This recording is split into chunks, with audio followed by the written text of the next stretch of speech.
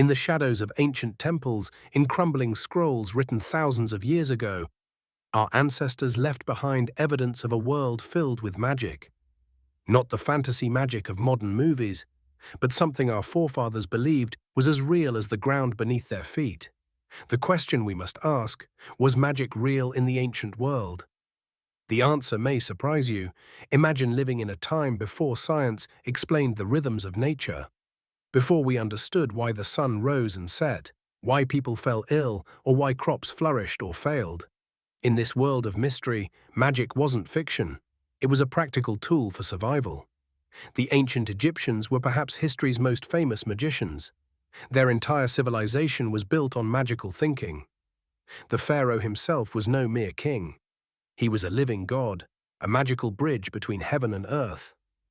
Without his spells and rituals, Egyptians believed the sun would not rise, the Nile would not flood, and chaos would consume their world. We've all seen Hollywood's version of Egyptian magic, glowing amulets and mummies coming back to life. But the truth is far more fascinating. Real Egyptian magic was deeply practical. Spells were used as medicine, as protection against dangers, and to ensure safe passage to the afterlife. One ancient Egyptian spell to cure a headache reads, "Flow out, you who break the bones, who smash the skull, who consume the marrow, who drag down the vertebrae of my head." These weren't just empty words. They were specific medical treatments that gave hope when little else was available. But Egypt wasn't alone.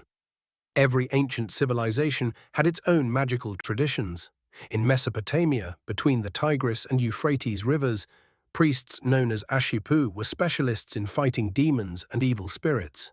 When someone fell ill, these magical practitioners would diagnose which supernatural entity was responsible and perform elaborate rituals to drive it away. One Mesopotamian clay tablet contains a spell against the demon Lamashtu, who was believed to steal and kill infants. Incantation: Lamashtu, daughter of Anu, whose name has been uttered by the gods. I have made an image of you. I have caught you. I have overpowered you. I have bound you. Go away. For the people of ancient Mesopotamia, these weren't fairy tales. They were deadly serious medical procedures. The Greeks and Romans had a more complex relationship with magic. While they practiced it extensively, they often drew lines between acceptable religious rituals and forbidden dark arts. In ancient Greece, binding spells called katadesmoi were extremely common. People would scratch curses onto thin sheets of lead, roll them up, pierce them with nails, and bury them in graves or throw them into wells. Thousands of these have been discovered by archaeologists, giving us a window into the everyday magical practices of ordinary people. One Greek binding spell reads, I bind Theodora's tongue, her hands, her feet, her body, her mind, her thoughts, her knowledge, so that Theodora may be silent about me and not speak bad things about me.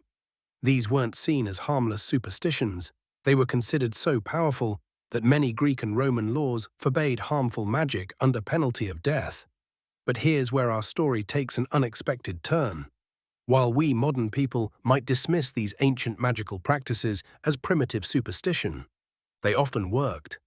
Not because they manipulated supernatural forces, but because of what scientists today call the placebo effect. When an ancient Egyptian believed a healing spell would cure their illness, their body would sometimes respond as if they'd taken actual medicine. The power of belief can produce measurable physical changes in the human body. Ancient magic also worked as a powerful form of psychology. Magical rituals gave people a sense of control in an unpredictable world. When crops failed or diseases spread, magic provided both explanation and solution. It reduced anxiety and created community through shared beliefs and practices. In the ancient world, magic, religion, and early science weren't separate categories. They were all intertwined approaches to understanding and controlling the mysterious forces that governed life and death.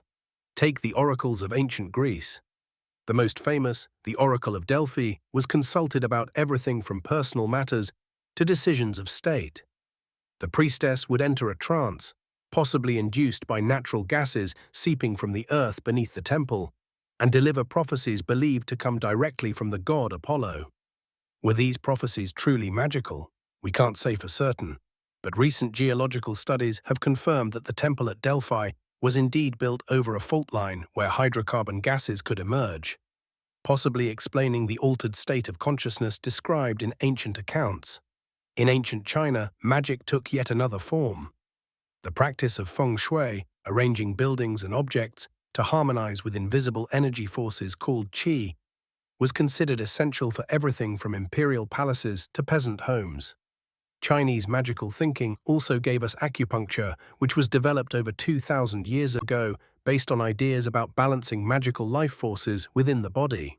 Today, modern medicine recognizes that acupuncture can be effective for pain management, though the explanation involves nerves and endorphins rather than magical energy channels.